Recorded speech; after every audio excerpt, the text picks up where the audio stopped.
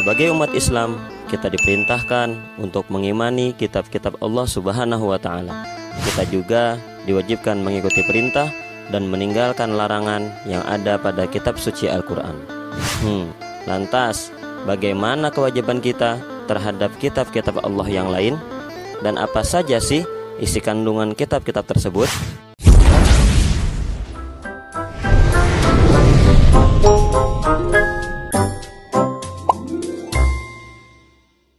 Iman terhadap kitab Allah artinya meyakini sepenuh hati bahwa Allah telah menurunkan kitab kepada Nabi yang berisi wahyu untuk disampaikan kepada seluruh umat manusia.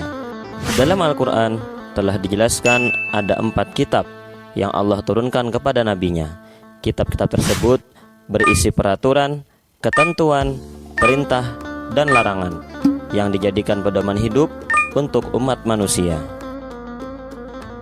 Semua kitab berisi ajaran pokok yang sama, yakni mengajarkan kepada umat manusia untuk mengesahkan Allah Subhanahu wa Ta'ala. Yang berbeda hanyalah dalam hal syariat yang disesuaikan dengan keadaan pada umat waktu itu.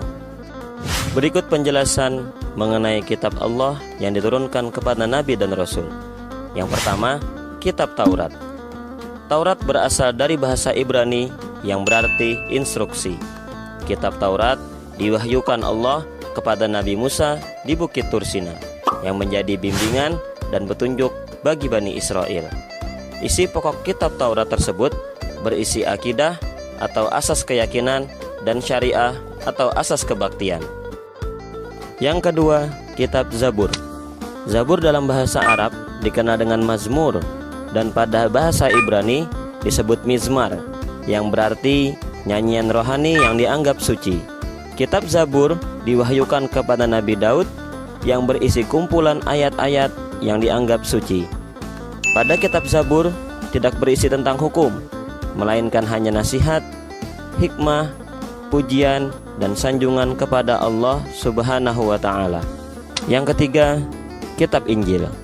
Injil diwahyukan kepada Nabi Isa yang berisi keterangan-keterangan yang benar dan nyata, yaitu Allah memerintahkan agar manusia mengesahkan Allah dan tidak menyekutukannya dengan segala apapun. Kitab Injil sebagai petunjuk dan cahaya penerang terhadap umat manusia. Dalam kitab Injil terdapat pula keterangan mengenai lahirnya seorang nabi sebagai penutup para nabi dan rasul yang bernama Ahmad atau Muhammad. Yang keempat, kitab Al-Quran. Al-Quran merupakan kitab terakhir dan diwahyukan kepada Nabi Muhammad sallallahu alaihi wasallam. Al-Quran diturunkan secara berangsur-angsur selama 22 tahun, 2 bulan, 22 hari. Keberadaan Al-Quran menghapus sebagian syariat yang terdapat pada kitab-kitab terdahulu dan melengkapi dengan tuntunan sesuai perkembangan zaman. Oleh karena itu, terhadap kitab-kitab yang lain kita hanya diwajibkan mengimani dan tidak perlu mengamalkan apa-apa yang terdapat pada kitab-kitab tersebut. Al-Quran adalah kitab suci terlengkap. Adapun di antara isi pokok Al-Quran adalah sebagai berikut. Yang pertama, akidah atau keimanan. Yang kedua, ibadah. Yang ketiga, ajaran akhlak seorang hamba kepada Sang Khalik, kepada sesama manusia dan terhadap lingkungan. Yang keempat, kisah para nabi dan rasul, orang-orang soleh dan orang-orang ingkar.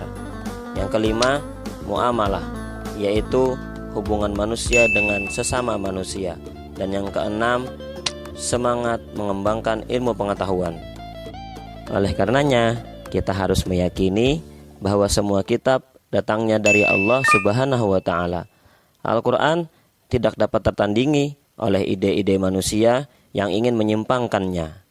Membaca, memahami isi, dan mengamalkan Al-Quran akan bernilai pahala. Alhamdulillah, pengetahuan kita bertambah pada kesempatan kali ini. Nantikan pengetahuan-pengetahuan berikutnya ya.